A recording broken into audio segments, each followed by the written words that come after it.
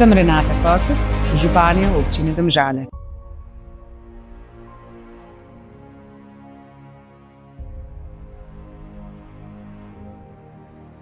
Ja, do teniških igrišč na Škarjančevem trenutno lahko dostopate le po rekreacijski osi.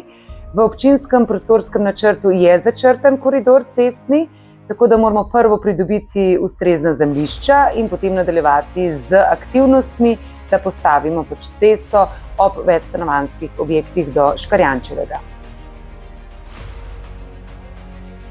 Glede namestitve novih košev za smeti v naselju Študa in Mačkovci, naša strategija je, da imamo čim manj košev, torej da spodbudimo občanke in občane, da tisto, podobno kot v hribih, tisto, kar pridelamo, tudi odnesemo nazaj v dolino, tukaj pa na območju teh naselij, tudi ostalih naselij, da do prvega večjega kraja oziroma do prvih urejenih košev odnesejo smeti.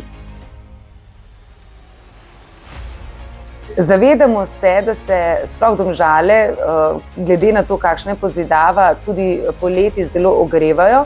Stremimo k temu, da bomo v bodoče vse te površine ali preuredili, da bodo bolj prijetne in da bodo nudile tudi senco v poletnih časih.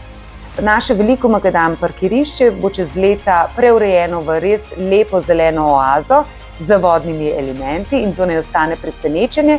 Sicer pa površine skušamo zasaditi, torej tiste, ki so v lasti občine Domžale, z novimi medovitimi rastlinami oziroma če moramo posekati obolela drevesa, le-ta nadomestimo z novimi zdravimi drevesi.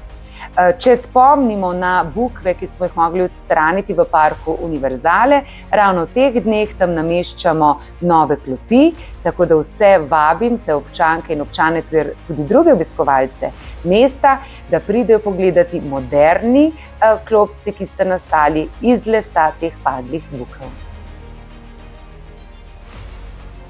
V lanski sezoni iz prve roke smo dobili veliko dobrih predlogov in pobud. Meni je bila ena najbolj pomembnih, da realiziramo pobudo občanke iz Pšate in sicer, da zagotovimo šolski prevoz za otroke iz tega predela do osnovne šole Bogomelj. To smo vse preverili tudi na terenu in ugotovili, da je seveda tovrstni prevoz več kot upravičen, tako da se šolarji že vozijo in bomo seveda vse do konca šolskega leta te otroke varno pripeljali v šolo in pa seveda tudi domov. Potem pobuda mladih je bila sicer na občinskem otroškem svetu, da postavimo postajališče The Bike v Dobu.